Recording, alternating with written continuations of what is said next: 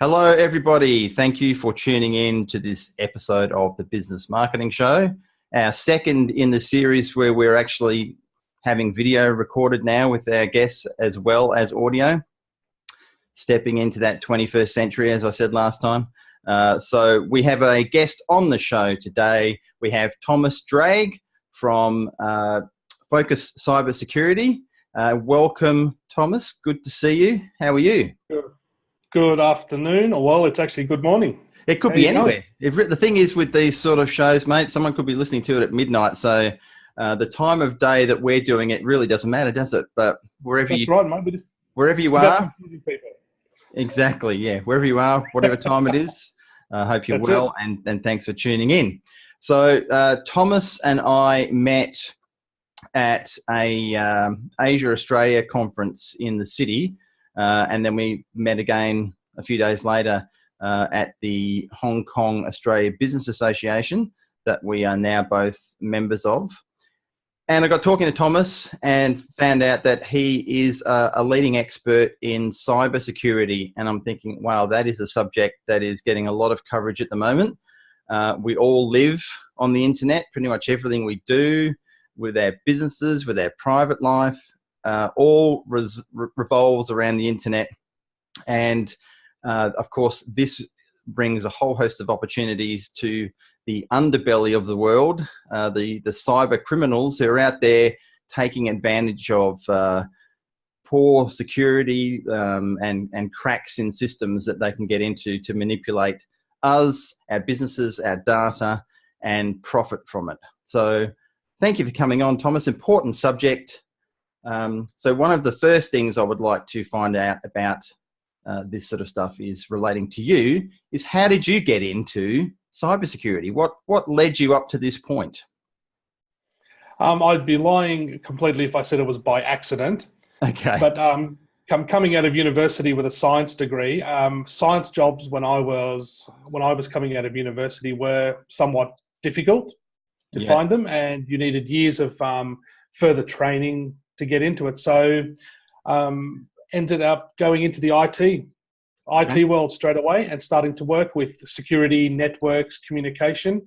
Around 1997, it was very primitive still, the way we did networking. And it was very hardcore because a lot of it was very manually configured. It wasn't as nice as what we have it today.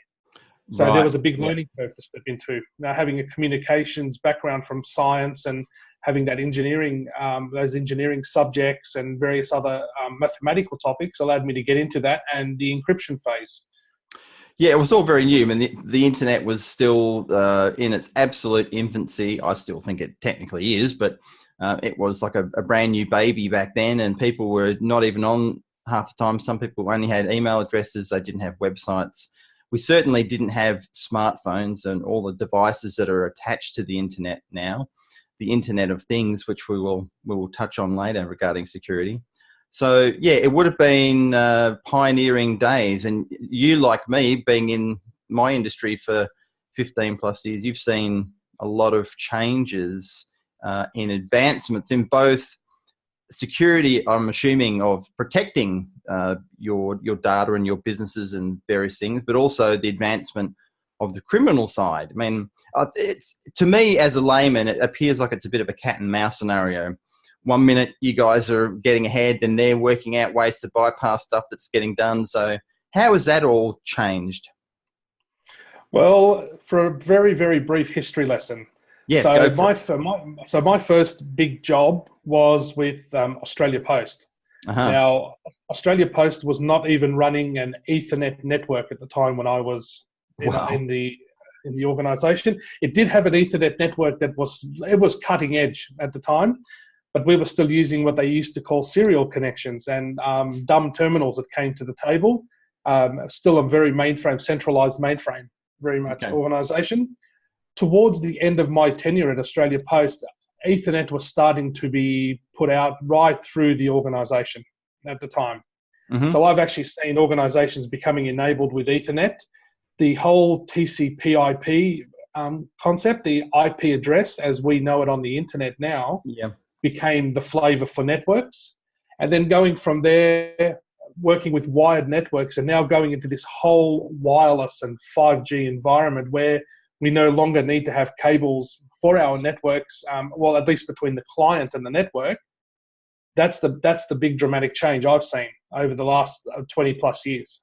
Yeah, and wireless is an advancement. And actually, as we're speaking, I am using my 4G connection on my phone to do this interview with you because my naked ADSL2 kept crashing this morning from IINet. Thank you, IINet, for again giving me a crappy internet connection. So my Vodafone connection, which is at least 5 times faster, is just so much better uploads and download speeds. Anyway, that's another story. We should do a separate podcast on internet service providers. So all of those things you've seen change, they enable better use of technology for us, the consumer, but it also makes it easier for a criminal to get access to anything, anywhere, anytime, just off their phone. So it's both exciting and scary at the same time. Absolutely. And as the networks are advancing, they're becoming faster and faster. And the faster your network is, and the faster you can touch the network, the more that you can do with trying to compromise the network. Right. Okay. Because you've got more bandwidth to do that. The slower the network, the harder it is. Yeah. Pretty much. So, and that's one of the key issues they're having with rolling out 5G within the Internet of Things space, because you can already hack Internet of Things on a 4G network. So why put it on a 5G network and make the landscape a lot more hackable by providing more bandwidth to do it? Yeah, and let's touch on that while we were on the subject of the Internet of Things. What's in a layman's term, what is the Internet of Things for people listening? Okay, think about any device that can connect via Wi-Fi or 4G and can hook into the internet and can be managed by some sort of cloud service, or can be managed across the internet. So Wi-Fi enabled Barbie dolls, your Samsung fridges that you can connect to the internet, basically anything, your Fitbit devices and all that kind of thing. These are all considered Internet of Things devices. Yeah, home security systems, all that sort of stuff. Yeah, the Nest, that whole Nest, I'm not picking on Nest any particular, but that, controlling your home environment, smart homes, all that sort of stuff is classified as Internet of Things. Yeah, okay. Absolutely. You can get an address on the internet. That means that it can connect to a public network, which means it's fair game for an attacker, pretty much. Yeah, okay. So where is it you find that you're spending most of your time? Because you consult to larger companies, that's my understanding. So who is it you're doing most of your work for as a cybersecurity expert at the moment? So at the moment, construction organisations, telecommunication, where the crux of telecommunication is being used at the moment, are some of the bigger places. Construction companies, because Western Australia is starting to become very defence-enabled state, so we're starting to get the defence industry a lot in. So working with construction businesses who are needing to become ready for cyber attacks and all that kind of thing, to prove to the federal government they are able to, they're resilient to that kind of attack in the event that they do go and engage with the defence contractors to do work for them. And now you mentioned the company to me the other day and again today. Now I won't say it in case you don't want to mention it, but you're doing some work with a very large company at the moment. Telecommunication company, yes. Telecommunication, yeah. Can you mention who that is? I can. I am doing some work with Huawei at the moment. Okay. So that is spelt, how is it spelt? Huawei. Put you on the spot there. Well done. Well done. Now, people probably... some may be familiar with that company, but they produce a lot of equipment like wireless dongles and different telecommunications hardware, don't they? That's the limit of my knowledge. But what else do they do? And they also provide network infrastructure. They provide all that infrastructure that is that makes your 5G and 4G network happen, basically. So all the antennas and all the devices you see built on top of poles and things like that around the country. They build all that equipment as well, and also the integration. They do the integration projects to build that. Okay. So you're consulting with them now on their cybersecurity side of things. So that's a pretty big deal.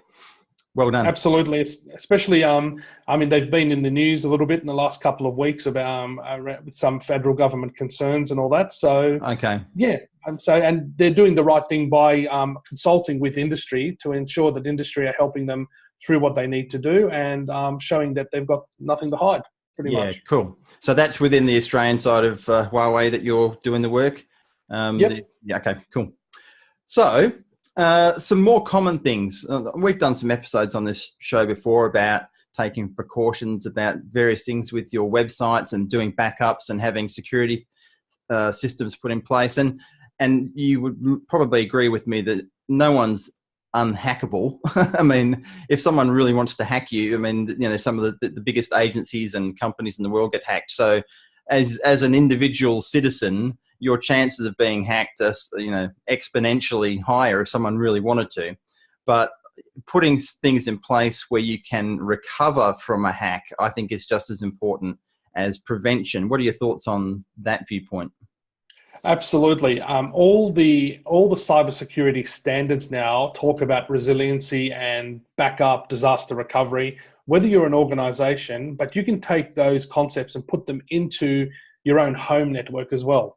Mm-hmm. So, for instance, resiliency around firstly ensuring patching or running security updates over your operating systems and applications and antivirus are up to date, but also selecting a good antivirus. Now, most products that you buy on the shelf, they're all much of a muchness now. They all do similar things. There are some antiviruses that go completely to the next level with artificial intelligence built into them, but they require a heavy spend and a heavy budget to operate, and you need at least 50 or so people in a company to run those tools, or engage with a service provider who runs it as a service provider type setup, where they can where they manage it for you. So they're two things that you need to do, but also making sure you're backing up your data, whether it's in the cloud or not. Backups are very, very important, because even the cloud provider is not 100% resilient from a cyber attack. No. And there's this whole myth about if I put it in the cloud, they're responsible for it. Well, they are to a degree, but there is your information. You are still the owner of that information. And if they can't recover it and something in their contract says we'll do it as a best effort, you need something to restore back from. Yeah, absolutely. And I'm an absolute backup crazy person. Like I like all of the stuff from my iPhone, when I take photos, etc., goes to iCloud, Dropbox, and my Google Drive. So I'm a little bit over the top. I know people that don't even have any of their photos they take or any things they put on their phone going anywhere. So they drop it down the toilet or lose their phone or get stolen. That's it. All their stuff's gone. So I'm a little bit over the top there, but I even back up. Like I use Google G Suite for our business email, but I have a backup system called Backupify, which backs up all of my Google data as well. Because hey, no one's impervious, not even Google. You know, if something happened to them, and I've never had an issue with them in all the years I've been using them, but if something did happen, you'd want to make sure you've got a backup of your critical data. So that's leading into something else that we were talking about earlier, is the whole malware attacks, and that's still a huge, and malware and ransomware. So how prevalent is that at the moment? So the malware is really one of the key ways to deliver what they call a dirty payload to you. Pretty much, so you can. That could be something completely different, another topic of conversation. Absolutely. We won't go there. So, yes, sorry, a dirty payload. That's it. So while we contextualize it here, so that dirty or that malicious payload that you want to send to somebody has to be delivered in some form. Right. So you activate that by either clicking on a link in an email, in a spam email, or you download a program that is not approved by your IT or an application that's been developed well. You go and click on a link, and then it goes out and downloads malware to your machine. And that's probably the main issue around viruses and malware these days. People are the biggest problem, because we click on things. We're curious when we have something new. And yes, everybody wants to win the lotto. They want to win $30 million or get $30 million from their uncle in Nigeria. And all those kind of things.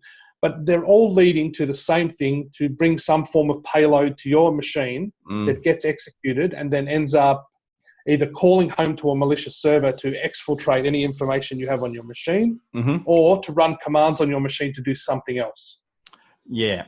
And look, you're absolutely right there in terms of, I have this conversation with my wife and daughter, and they're very onto it, like they know. But I just say, look, I get things that are disguised as an email from Commonwealth Bank or some other bank that's saying we need to update your passwords, or there's been some sort of security issue, or your account's been cancelled. All these things that put fear into people, and they go, oh, so click on the link to update it, or to, and I say, never, ever, ever, ever, even if it looks like it's 100% legit from Commonwealth Bank or from any other bank, whoever, go via the internet source, go bypass anything on your email and go and see if it's actually really a thing, or call them up, call the service, the technical help up and find out.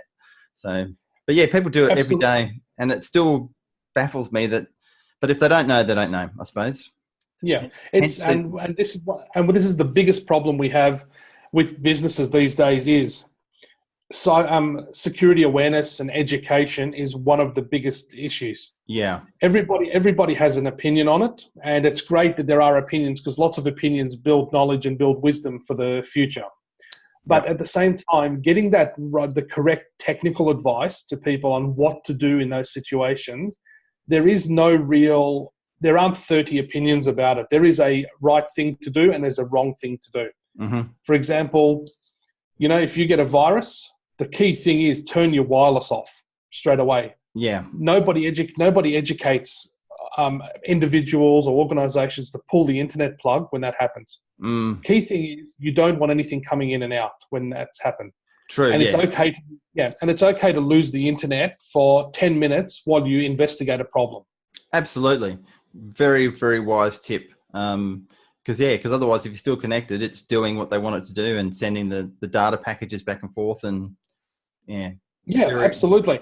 And I'm sure your accounting department can pick up the slack if you're a half an hour down. But if you lose all your accounting information and you have to start from scratch, you may as well shut the shop up. Yeah. In business, you don't have backups. Yeah, it's scary stuff. So, as usual, putting precautions in place. What about the commonly disputed, and it could be a myth, and you can give me your thoughts on that, is the fact that Macs are semi-impervious to getting viruses compared to Windows machines. What's your viewpoint on the Mac versus Windows in terms of security issues? Okay, so to a degree, the Macs are a little bit, they're built differently than the Windows machines. So the way their operating system is built, it was initially built on an open source model that then got closed sourced, and it's built into what it is today.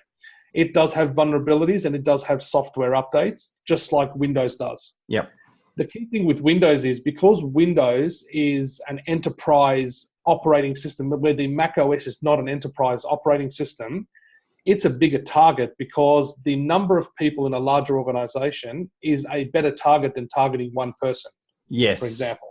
Good point. So that's why hackers put so much research and time finding flaws in Windows and finding flaws in Microsoft Office, where they have got the opportunity to be able to attempt to deliver those malicious payloads to those machines. Yeah, to larger organizations, as you say, rather than individuals. Good point. I hadn't thought of it that way before. But it doesn't mean you should just make an assumption that your Mac is not going to get a virus. If you're not doing updates and not taking precautions, it still could happen. So you still have still have to think as if you're under threat. Okay, so now there's been some stuff in the news recently. We've all heard about the issues with data and privacy issues with Facebook, but there's also been a pretty big one that's more locally relevant with Health Engine. So would you like to give us the story on what's been happening there? So it's been reported in the news that Health Engine have been siphoning data and information about, so when you go and you put the reason in Health Engine while you're going to the doctor, for example, and you say, like, I've been in a car accident, that information has been siphoned over to connected law firms who are personal injury specialists. And they've been profiling these accounts and basically targeting people to say, would you like a personal injury lawyer to come and have a chat to you about a situation? That's ambulance chasing on a whole different level, isn't it? I mean, that's absolutely terrible. That is just not good at all. But the key thing is, if you go to their website, their terms and conditions, and they've also got a consent on the website that says, and we're going to pass the information to third parties. But one of the things I don't think organizations are doing well, but we are learning now, is to start specifically saying what's going to happen to the information. Because your privacy statements should state what you're going to do with the information. So then if you go and veer off that, you can be held accountable. And that's a better practice to do, to show people that you are actually looking after the information. Yeah, true. And for those who haven't heard of Health Engine, it is basically just a tool that enables doctors and patients to communicate with each other, and it stores their data and their medical history. So that's my very rough intake. Not medical histories, but initial information when you're engaging with the doctor. Yeah. Shows I definitely don't know what it is then. Yeah, but it does allow you to book appointments with the doctors and be able to interact with the surgery without having to phone up, because surgeries are busy these days, and it's just easier to go online and book your appointment that way. Yeah, cool, fantastic. So the other thing we had to talk about is data theft, but also identity theft. I think that's another huge issue, is people all of a sudden discovering that there's someone out there using all their information. They've stolen their credit card details, or they've somehow hacked one of their logins to something else. So what is it that people can do to try and protect themselves from those scenarios? So with identity theft, it occurs because people put too much information online about themselves. It gives an attacker or somebody who's got motivation to do this to go and look up and research the person, identify what makes that person tick, to then be able to go and build a whole new identity about that person so they can go and emulate them in some form or way.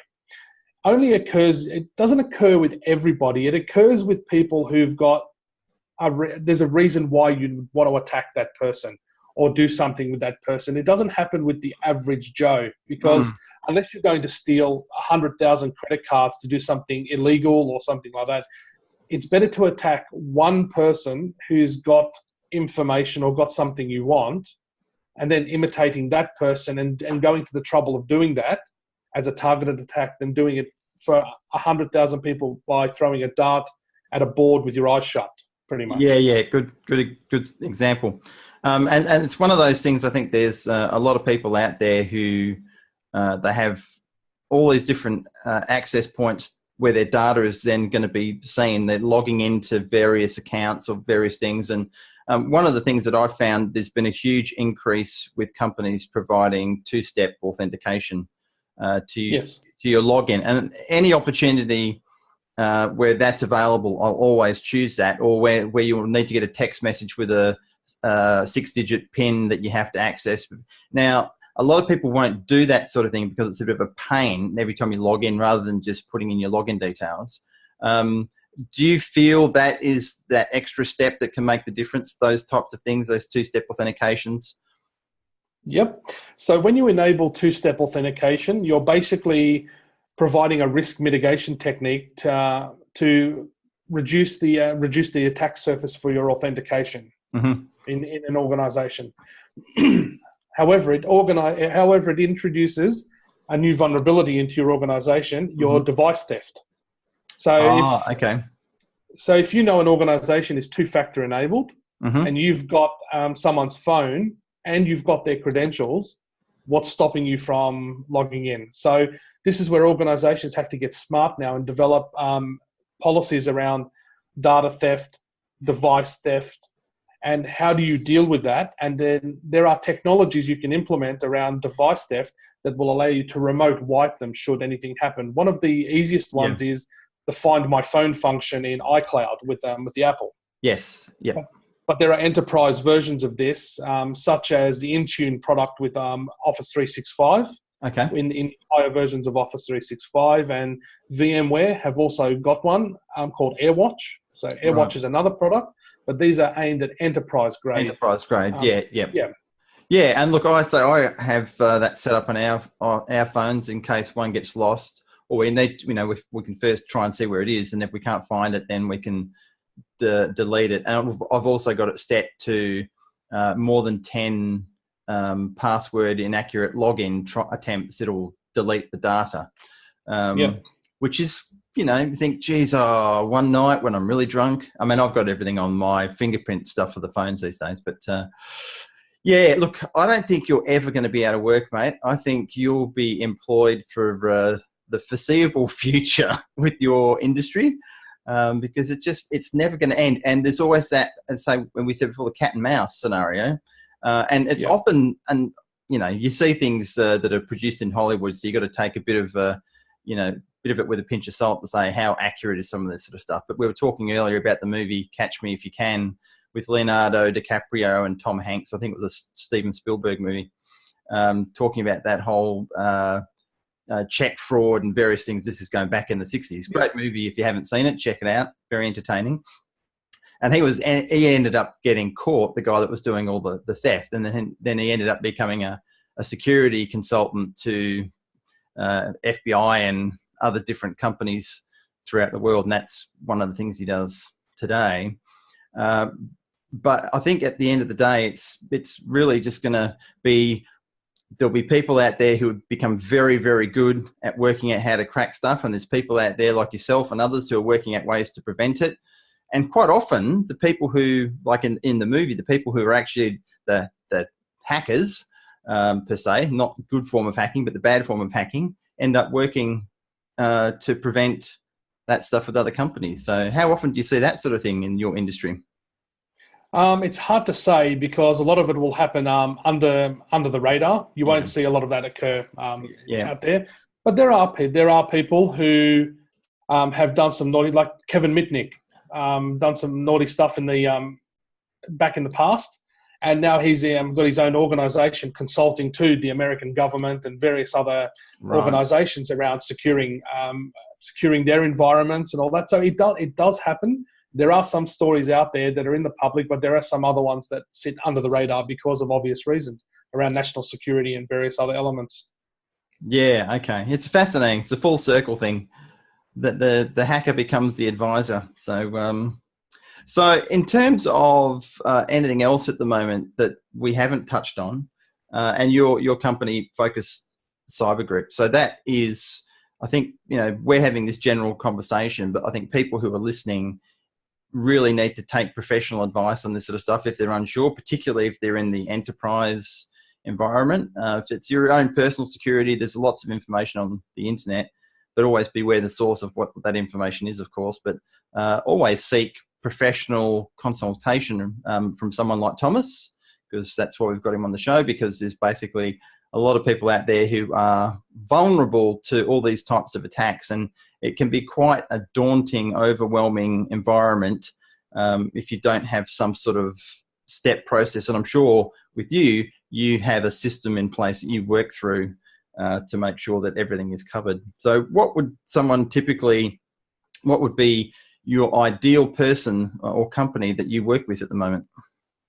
So at the moment, I'm working with organisations who are transforming their businesses, organisations who are thinking about moving into the cloud or half moving into the cloud, to help them with a feasibility analysis of whether it's a good thing or bad thing to do for their organisation. Okay. Doing a lot of work around risk assessments for businesses to help them understand what their current risk landscape is within the business. So they're trying to justify, why should I spend money to do something, for example. So sometimes a risk assessment or an audit of current projects is a very good thing to do, to understand, is the money being spent properly? Is it being spent recklessly? Are we on point with what we are doing? And it's also to help their service providers who are supporting them, to help the organization get the best bang for buck out of the service provider, but also helping the service provider transform with the organization as well. So there's a lot of work around those aspects. Okay. Yeah. Okay. Fantastic. And so someone like yourself, you're constantly keeping up to date with what's happening. There's a lot happening in terms of regulations and government, from the government side of things, about what has to be done and what doesn't have to be done. So you're the person that people can go and speak to get the latest, because as an individual or a member in a company, unless that's what your job is, unless you're the CCO, the cybersecurity officer of the companies, that's an actual job title now apparently.